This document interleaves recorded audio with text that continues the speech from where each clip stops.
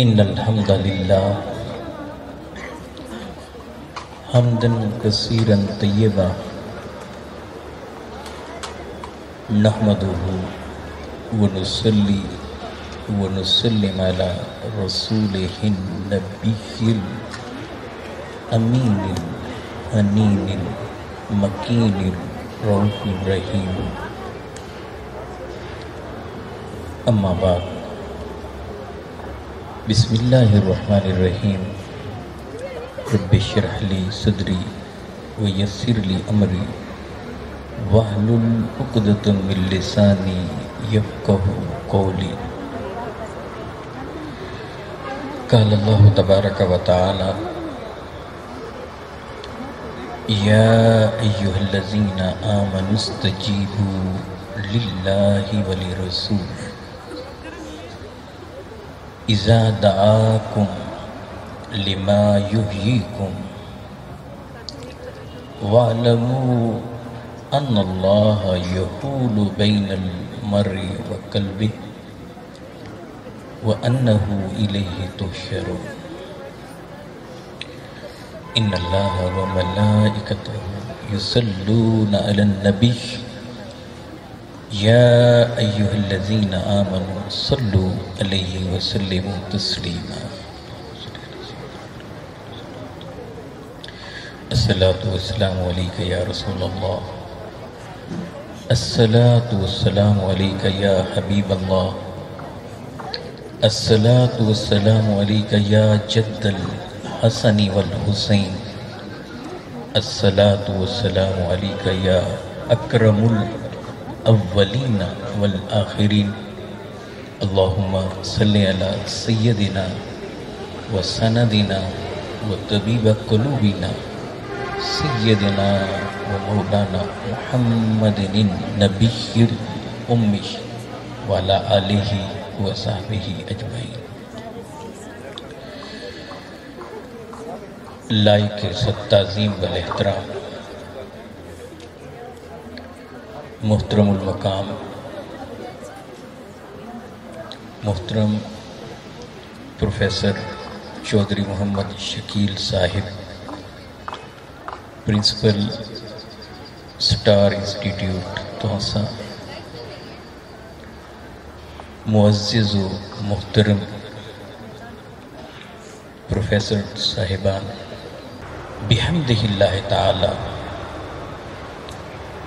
اس وقت ہم سب ایک ایسی نشست میں موجود ہیں کہ جس میں اللہ رب العزت کے محبوب صلی اللہ علیہ وآلہ وسلم کا ذکر ہو رہا ہے۔ آقا علیہ السلام کی نعت، تعریف، توصیف اور تذکرہ چل رہا ہے، اور یہ وہ ذکر ہے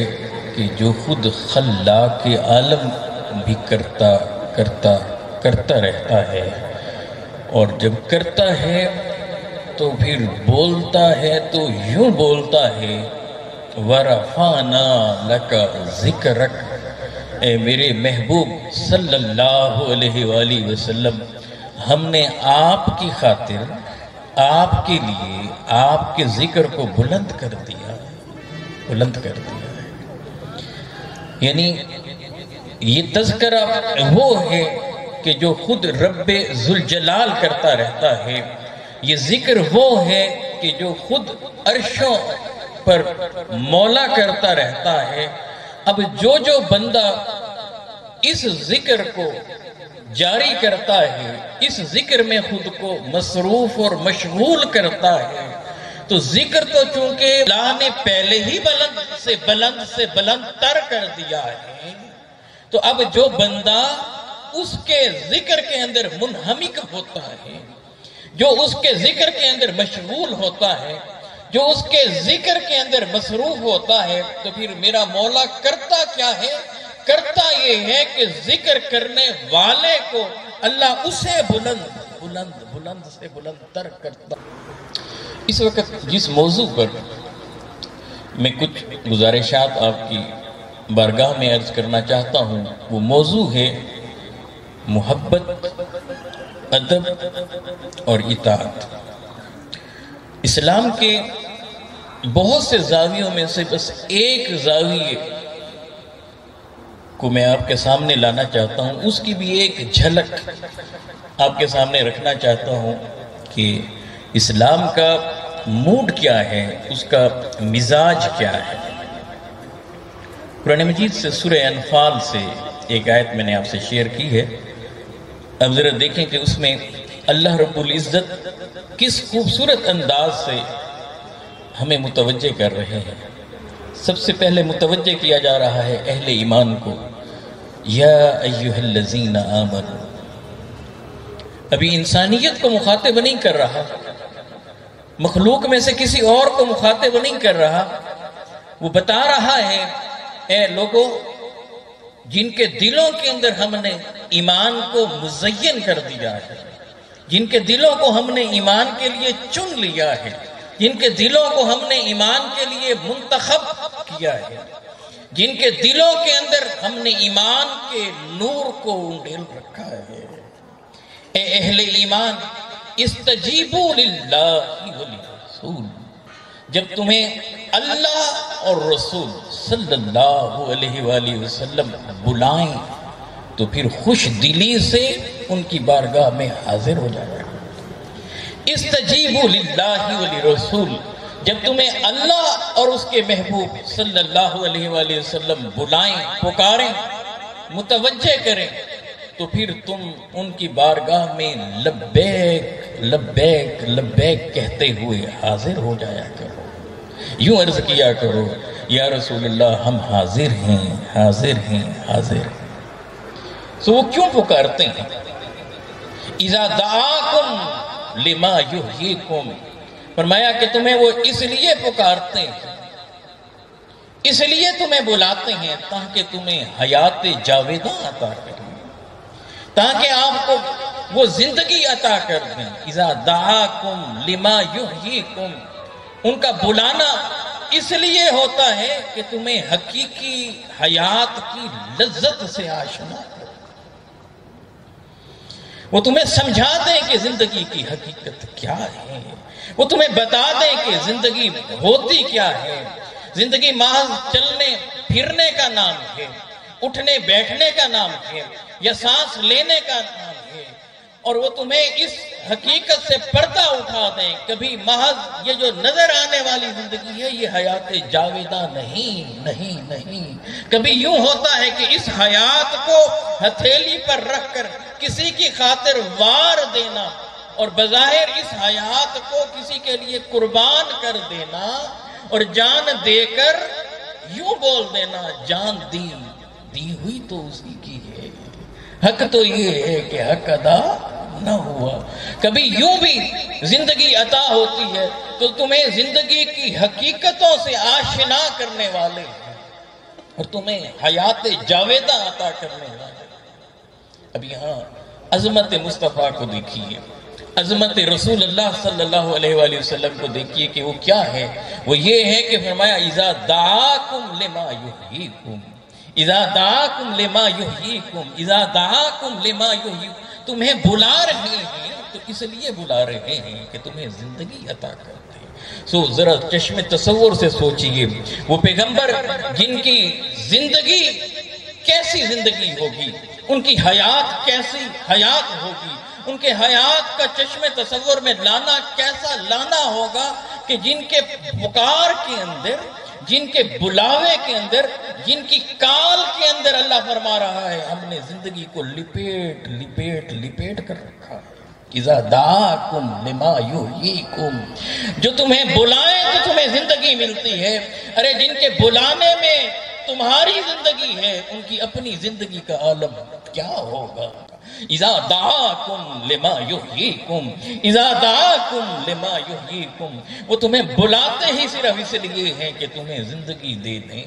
حیات بخش دیں۔ وہ اپنے لیے تھوڑی بلا رہے ہیں، فائدہ اس میں بھی کس کا ہے، بلا مصطفیٰ رہے ہیں، مگر حیات امت کو مل رہی ہے۔ اس کے بیک گراؤنڈ کو ذرا دیکھیے۔ رسول اللہ صلی اللہ علیہ وآلہ وسلم، جامع ترمذی کی روایت آپ سے شیئر کر رہا ہوں، یہ واقعہ صحیح بخاری اور مسلم میں بھی ہے، لیکن جو منتخب کر رہا ہوں جو بات وہ ترمذی کی روایت سے کہ وہاں وضاحت ہے۔ حضور ختمی مرتبہ علیہ السلام تشریف لاتے ہیں،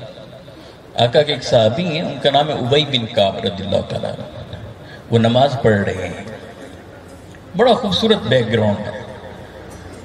آقا اس کے قریب سے آ کر ایسے گزر کر چلے جاتے ہیں، اب دیکھ رہے ہیں وہ کیا کر رہے ہیں، نماز ادا کر رہے ہیں، تو حضور گزر کر چلے جاتے ہیں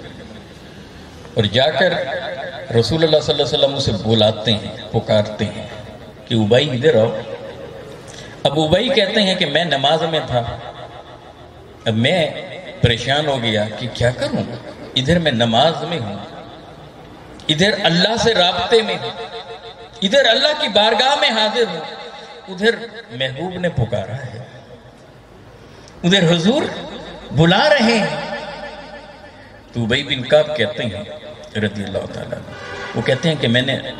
اور تو مجھے کچھ نہ سوجا تو میں نے نماز کو سمیٹا،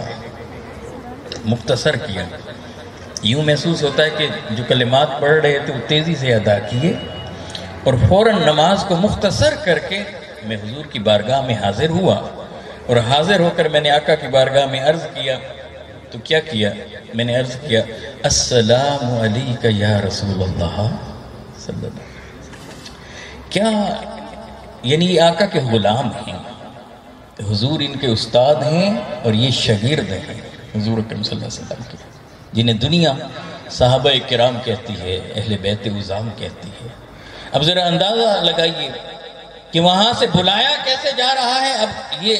فوراً جس کام میں مشغول تھے، اور کام کیا ہے، عبادت ہے، کام کیا ہو رہا ہے، نماز ہے، اللہ کے لیے نماز پڑھنے ہیں، اور اسے مختصر کر کے حضور کی بارگاہ میں پہنچتے ہیں، اور جا کر ان کا وظیفہ دیکھیں، ان کا ورد دیکھیں، جب بھی رخ یار کو دیکھتے، جب بھی چہرہ والضحیٰ کو دیکھتے، جب بھی محبوب کے مکھڑے کو دیکھتے، مصطفیٰ کو دیکھتے تو مچل مچل مچل جاتے، اور زبانوں پر یہ جملہ آ جاتا السلام علیکہ یا رسول اللہ، اے اللہ کے حبیب آپ پر سلام ہو، سلام ہو۔ میں نے جب سلام عرض کیا تو آقا نے مجھے سلام کا جواب دیا، اور جواب دے کر حضور نے پوچھا بھی دیر کیوں لگا دی ہے، لیٹ کیوں ہو گئے ہو۔ اب ذرا دیکھیں، دیکھ کر آ رہے ہیں، جو نقطہ یہاں آپ کو سمجھانا چاہ رہا ہوں، دیکھ کر آ رہے ہیں آقا کہ وہ نماز پڑھ رہے ہیں، ابی بن کعب نماز پڑھ رہے ہیں۔ اب آقا جانتے ہیں کہ یہ نماز پڑھ رہے ہیں، جانتے ہیں نماز پڑھ رہے ہیں، مگر دیکھ کر آ کر پھر سوال کرنا، سوال کیوں کر رہے ہیں؟ دراصل اس میں رمز یہ ہے، اس میں نقطہ یہ پوشیدہ ہے کہ آقا سوال کر کر قیامت تک آنے والی امت کو بتا رہے ہیں کہ جب ایسے معاملہ ہو تو پھر کرنا کیسے، دیر کیوں لگا دی؟ یا رسول اللہ میں نماز میں تھا۔ جواب دیکھیں، وہ بھی جانتے ہیں، وہ یہ نہیں کہہ رہے آگے کہ حضور آپ کو معلوم تو ہے کہ ابھی تو آپ یہاں سے گزر کر جا رہے ہیں۔ تو یہ ادب سکھایا جا رہا ہے، یہ ایٹیکیٹس بتائے جا رہے ہیں، جب کوئی بڑے بات کریں اور آپ کو معلوم بھی ہو کہ یہ جانتے ہیں، تو جان کر بھی آپ یہ مت جتلائیں کہ آپ جانتے ہی تو ہیں پھر بھی پوچھ رہے ہیں، نہیں، یہ منافی ادب ہے، یہ ادب کی نفی ہے۔ ادب یہ ہے کہ آپ کو بھی معلوم ہے کہ انہیں معلوم ہے، مگر آپ یہ سوچیں کہ جو مجھے معلوم ہے وہ تو معلوم ہی ہے، معلوم ہو رہا ہے کہ وہ اس بات کو پھر سے پوچھ کر کچھ اور معلوم کرنا چاہتا ہے، تو ذرا میں اسے پک کر لوں، اسے پک کر لوں، تو وہاں خاموش رہنا ہے، وہاں یہ تکرار نہیں کرنی، ڈیبیٹ میں نہیں پڑ جانا، وہاں پر ریپیٹ نہیں کرنے لگ جانا اس بات کو، اور وہاں اس طرح سے ریپلائی نہیں کرنا کہ آپ کو معلوم ہی تو ہے، ابھی تو دیکھا تو تھا آپ نے کہ میں نماز پڑھ رہا ہوں۔ یہ جواب بنتا تو تھا مگر دینا نہ تھا، اگر دے دیا ہوتا تو بس پھر ادب نکل جاتا۔ یہی تو نقطہ سمجھانا تھا، یہاں عبادت اللہ کی، ادب مصطفیٰ کا، عبادت اللہ کی، محبت مصطفیٰ سے، عبادت اللہ کی، اطاعت مصطفیٰ کی صلی اللہ علیہ وسلم۔ یہ دین کا خلاصہ ہے۔ تو عرض کرتے ہیں حضور میں نماز میں تھا، تو آقا بھی جانتے ہیں، غلام بھی جانتے ہیں کہ یہ نماز میں تھے، مگر ہو کیا رہا ہے وہ ذرا دیکھیے نقطہ۔ تو میرے کریم آقا علیہ السلام نے فرمایا، ابی کیا تم نے قرآن مجید نہیں پڑھا؟ کیا تم نے اللہ کے اس پیغام کو نہیں سنا؟ یا ایھا الذین آمنوا استجیبوا للہ وللرسول اذا دعاکم لما یحییکم۔ جب اللہ اور اس کا رسول پکاریں تو پھر تم خوش دلی سے ان کی بارگاہ میں حاضر ہو جایا۔ جب یہ آیت سنی تو پھر خاموش ہو گئے، بات سمجھ میں آ گئی۔ اب یہاں اہل دل اور اہل علم جمع ہوتے ہیں، تو جواب کیا دیتے ہیں؟ وہ کہتے ہیں کہ جب رسول اللہ پکارے، اگر بندہ نماز میں بھی کھڑا ہے، نماز میں بھی، تو جہاں حضور کی پکار آئے، آواز کانوں میں پڑے، تو پھر کیا کرے؟ وہاں سے نماز کو چھوڑ دے، نماز کو توڑ دے نہیں، نماز کو چھوڑ دے۔ اب یہ نماز ٹوٹ نہیں رہی، یہاں چھوڑی جا رہی ہے، اور چھوڑ کر حضور کی بارگاہ میں حاضر ہو جائے، عرض کرے یا رسول اللہ میں حاضر ہوں، حکم کیجیے۔ آقا حکم دیں، مثال کے طور پر کہہ رہا ہوں سمجھانے کے لیے، کہ آقا فرمائیں کہ جاؤ مارکیٹ سے جا کر فلاں چیز لے کر فلاں جگہ دے کر آؤ، تو وہ جو حکم دیں اس کی تعمیل کرے، اس کی اطاعت کرے۔ اب اس کام کو کر کر واپس آ کر اپنے آقا و مولا محمد رسول اللہ صلی اللہ علیہ وآلہ وسلم کی بارگاہ میں رپورٹ کرے، یا رسول اللہ یہ کام ہو گیا، اور آقا فرما دیں اوکے۔ جب وہ فرمائیں اوکے تو پھر یہ پلٹ کر آئے جہاں سے نماز کو چھوڑا تھا، جہاں سے نماز کو چھوڑا تھا، جس رکعت میں قیام میں تھا تو قیام میں کھڑا ہو جائے، رکوع میں تھا تو رکوع میں آ جائے، وہاں سے نماز کو شروع کرے اور پھر اسے مکمل کرے۔ کیوں؟ اس لیے کہ نماز یہ حکم بجا لا رہا ہے اللہ کا، اور اب یہ آقا کا حکم آ گیا تھا، تو یہ آقا کا حکم بجا لایا، تو اللہ اور اس کے رسول کے حکم میں دوئی نہیں، اللہ اور اس کے رسول کا حکم کوئی جدا نہیں ہے، ایک ہی ہے، کیونکہ یہ ادھر بھی اللہ کے کام میں مشغول تھا، ادھر بھی اللہ کے کام میں۔ اس لیے کہ جس نے رسول کی اطاعت کر لی، دراصل اس نے اللہ کی اطاعت کر لی۔ یہ نقطہ قرآن نے سمجھایا، میں یطیع الرسول فقد اطاع اللہ،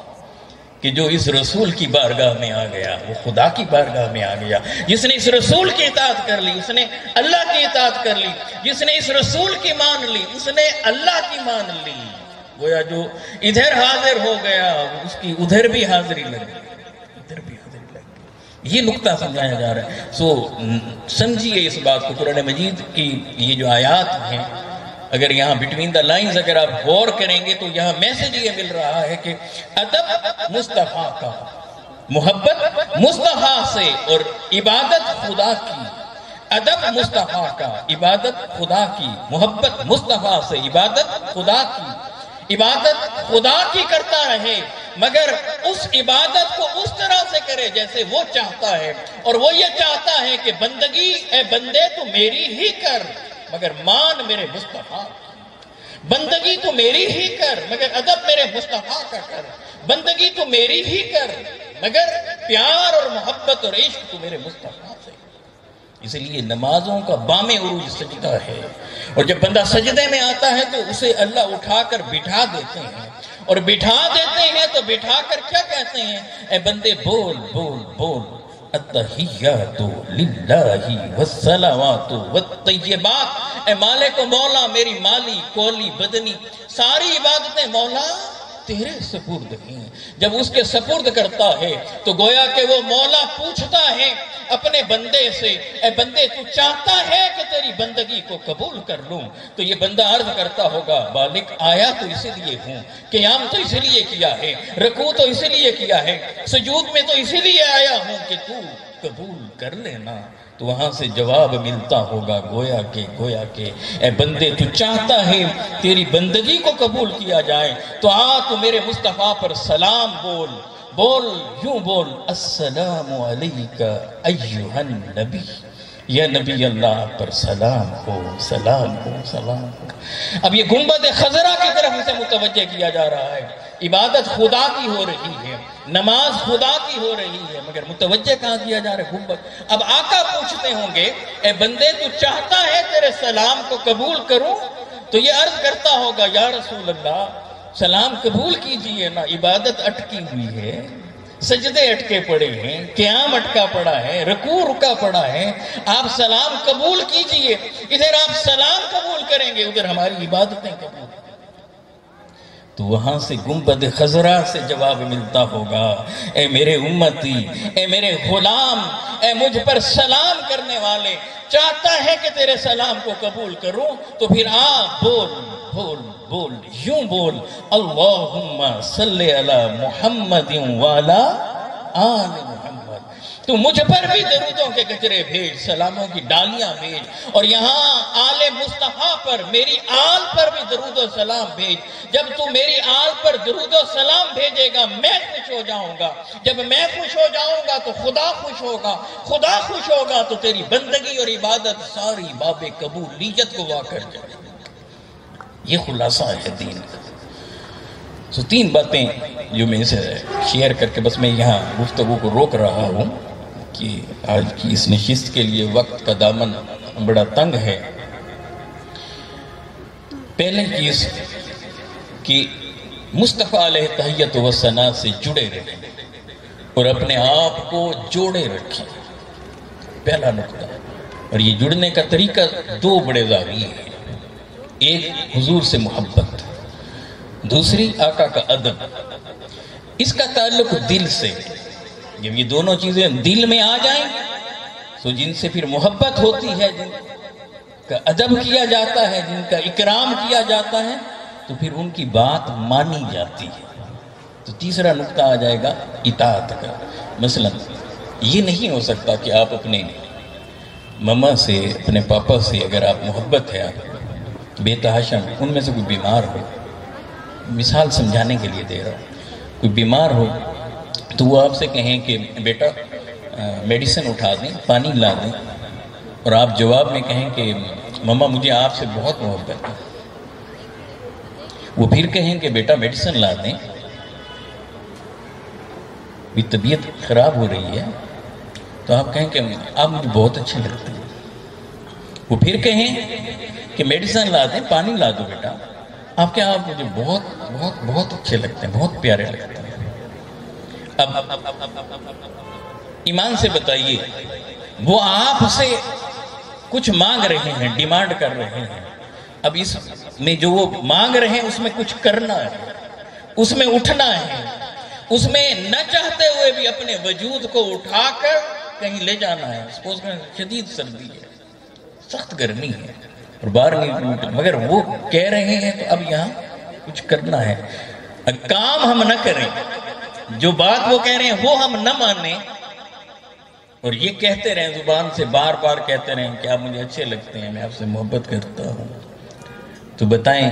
کیا یہ محبت کامل ہے یا ناقص؟ کامل ہے یا ناقص؟ ناقص ہے۔ کیوں ناقص ہے؟ اس لیے کہ جنہیں چاہا جاتا ہے پھر انہیں مانا بھی جاتا ہے، ان کی مانی بھی جاتی ہے۔ اب اللہ نے مرکز بنایا ہے، کیا مرکز بنایا ہے؟ مرکز بنایا ہے اپنے محبوب کو صلی اللہ علیہ وآلہ وسلم۔ کہا کہ اسے چاہتے بھی رہو، چاہتے بھی رہو، چاہتے بھی رہو، مانتے بھی رہو، مانتے بھی رہو، اور پھر جب یہ فرمائے جو پھر ان کی بھی مانتے رہو۔ فرمایا کہ تمہارا مرکز اور محور ایک ہی ہستی ہے، تمہارے ہیرو ایک ہیں، تمہارے آئیڈیل ایک ہیں، تمہارے رول ماڈل ایک ہیں، ایک ہی ہستی، اور اس ہستی کا نام ہے محمد مصطفیٰ صلی اللہ علیہ وآلہ وسلم۔ انہیں دیکھتے رہو، دیکھتے رہو، دیکھتے رہو، ان کو دیکھ دیکھ کر اپنی زندگیوں کو جلا بخشتے رہو، انہیں دیکھ کر اپنی زندگیوں کو اجالتے رہو، انہیں دیکھ کر اپنی زندگیوں کو درست کرتے رہو، اور ان کی بات مانتے رہو۔ اب اس کا آخری حصہ جسے میں آپ کو میسج کنوے کرنا چاہتا ہوں، بس خلاصہ یہ ہے کہ جن کی بات ماننی تھی ہم نے ان کی بات نہیں مانی، ہم نے اپنے آقا و مولا کو فالو تو کیا نہیں، ان کی بات پر عمل تو کیا نہیں، جب عمل نہیں کریں گے تو پھر ہم یہ کیسے کلیم کر سکتے ہیں کہ یہ ہمارے معاشرے کے اندر تطہیر نہیں ہے، یہاں چیزیں محفوظ اور معمول نہیں ہیں؟ یہ تب ہم کلیم کر سکتے ہیں جب پہلے آقا کی ہم قدموں کے اندر آ کر بیٹھیں تو صحیح، آقا کے نقوش پا پر چلیں تو صحیح، چل کر پھر آگے گزریں، پھر وہاں سے دیکھیں کہ وہاں پر کس طرح سے چیزوں کو محفوظ کیا جاتا ہے۔ کہ آقا علیہ السلام نے فرمایا تھا کہ جس کی 3 بیٹیاں، جس شخص نے 3 بیٹیوں کی اچھی پرورش اور تربیت کی، فرمایا اس کے لیے جنت۔ کسی نے عرض کیا یا رسول اللہ جس نے 2 کی تو میرے آقا نے فرمایا ہاں، جس نے 2 بیٹیوں کی اچھی پرورش کی، اچھی تربیت کی، اچھی تعلیم دلوائی، فرمایا اس کے لیے بھی جنت، اس کا میں ضامن ہوں۔ کسی نے اور بیٹھا تھا، اس شخص نے پوچھ لیا یا رسول اللہ جس نے 1 بیٹی کی کسی نے 1 بیٹی کی تربیت اچھی، پرورش اچھی کی، فرمایا کہ اس کے لیے بھی جنت کی ضمانت میں دیتا ہوں۔ میں اپنی بیٹیوں سے مخاطب ہوں اور میسج یہ دینا چاہتا ہوں، آپ کون ہیں آقا کی امت میں سے؟ آپ آقا کی امت میں سے وہ ہیں جنہیں میرے مصطفیٰ نے رحمت قرار دیا ہے، آپ وہ ہیں کہ جن کی وجہ سے آپ کے والدین کو جنت مل رہی ہے،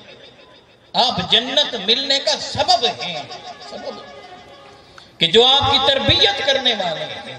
جو آپ کی پرورش کرنے والے ہیں، جو آپ کو پروان چڑھانے والے ہیں اور جو آپ کو تعلیم دے رہے ہیں، اگر انہوں نے درست سمت پر تربیت کی اور درست تعلیم دی تو آپ کی وجہ سے وہ جنت میں جائیں گے، آپ کی وجہ سے کسی کو جنت مل رہی ہے۔ سو آپ اپنے آپ کو سمجھیے کہ جسے اللہ کے حبیب صلی اللہ علیہ وآلہ وسلم نے امت میں اتنا بلند مقام دیا ہو کہ ان کی وجہ سے کسی کو جنت ملے، اسے یہ سوچنا ہے کہ میں آقا کی غلامی کر سکوں، میری زندگی کیسی ہونی چاہیے، دنیا مجھے دیکھے تو کیسے دیکھے، تربیت کا اچھا اثر ہوگا، ریفلیکشن اچھی ہوگی تو بتا دے گی کہ اس کی وجہ سے کسی کو جنت مل رہی ہے کہ نہیں۔ اب ڈیپینڈ آپ پہ کرتا ہے کہ آپ کسی کو جنت دلوانا چاہتے ہیں، اور یہ وہی پیغمبر ہیں جنہوں نے اتنا اعزاز بخشا، فرمایا الجنت تحت اقدام الامہات، جنت ماں کے قدموں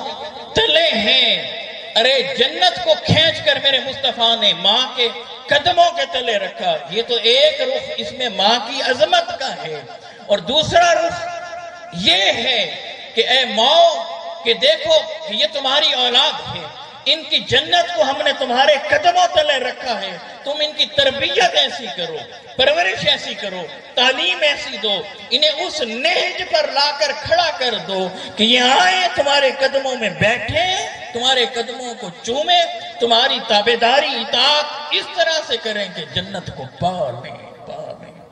عزت دیکھیے کہ اسلام نے خواتین کو کہاں رکھا ہے، بیٹیوں کو کہاں رکھا ہے، مقام کیا دیا ہے، مگر اس کے رخ دو ہیں، ایک نہیں۔ ایک رخ تو آج ہم دیکھتے ہیں کہ عظمت ماں کا پہلو تو اجاگر ہوتا ہے، مگر اسی حدیث کے اندر ماں کو ریسپانسیبل بنایا جا رہا ہے کہ جنتوں کو کھینچ کر، ارے عبادتیں ساری جنت کے لیے، نماز اس لیے پڑھتے کہ جنت مل جائے، روزہ اس لیے رکھتے کہ جنت مل جائے، ارے عبادات اس لیے کرتے، مگر اللہ نے اس جنت کو کھینچ کر ماں کے قدموں پر، اور اللہ آپ کے مستقبل کو دنیا کے اندر بھی روشن کر دے اور آخرت کے اندر بھی روشن کر دے۔ کامیابی تو وہ کامیابی ہے کہ جو دنیا کے اندر بھی ہو اور آخرت کے اندر بھی۔ آپ یہ تھنکنگ اپنی یہ رکھیں کہ اپنا ٹارگٹ جو ہے، وہ منزل جو ہے، آپ کا مقصود اور مطلوب جو ہے وہ آخرت ہونی چاہیے، مگر اسلام یہ کہتا ہے کہ گزرگاہ سے جہاں سے گزرو تو اپنے نقوش پا چھوڑتے ہوئے آؤ۔ دعا سکھلائی تو یہ سکھلائی، ربنا آتینا فی الدنیا حسنۃ وفی الآخرۃ حسنۃ وقنا عذاب النار۔ یہ کہا کہ سب سے پہلے خدا سے مانگو تو یہ مانگو مالک ہمیں دنیا کا حسن عطا کر دے، تو دنیا کے آپ یہاں جئیں، آگے بڑھیں، سٹڈی کیجیے اور پوری قوت کے ساتھ آپ ڈاکٹر بنیں، انجینئر بنیں، آپ سی اے کریں، چارٹرڈ اکاؤنٹنٹ ہوں، آپ سی ایس ایس کیجیے، کمپٹیشن میں آگے بڑھیے، ججز بنیے، اور آپ منسٹر بنیں، پرائم منسٹر بنیں، سب کچھ بنیں، مگر اس سے پہلے آپ اچھے انسان اور مصطفیٰ کے غلام بنیں۔ اللہم صلی علی سیدنا و مولانا محمد و بارک وسلم۔ یا اللہ کامیابیاں اور کامرانیاں عطا فرما، اے مالک و مولا کہ دلوں کے اندر جو نیک ارادے ہیں، جو جائز دعائیں مچل رہی ہیں، مالک و مولا انہیں شرف قبولیت عطا فرما عطا فرما عطا فرما۔ اے اللہ کامیاب اور کامران کر دے، اے اللہ قدم قدم قدم پر کامیابیاں عطا فرما، کامیابیاں عطا فرما، دنیا کے ساتھ آخرت کی کامیابیاں عطا فرما، رزق کے اندر وسعت عطا فرما، رزق کے اندر وسعت عطا فرما، رزق کے اندر وسعت عطا فرما، بیماروں کو صحت یاب فرما، اے اللہ پاکستان کی خیر فرما، عالم اسلام کی خیر فرما، انسانیت کو ہدایت عطا فرما۔ وصلی اللہ تعالی علی خیر خلقہ بنور عرشہ وزینت فرشہ وقاسم رزقہ سیدنا و مولانا محمد وعلی آلہ وصحبہ اجمعین۔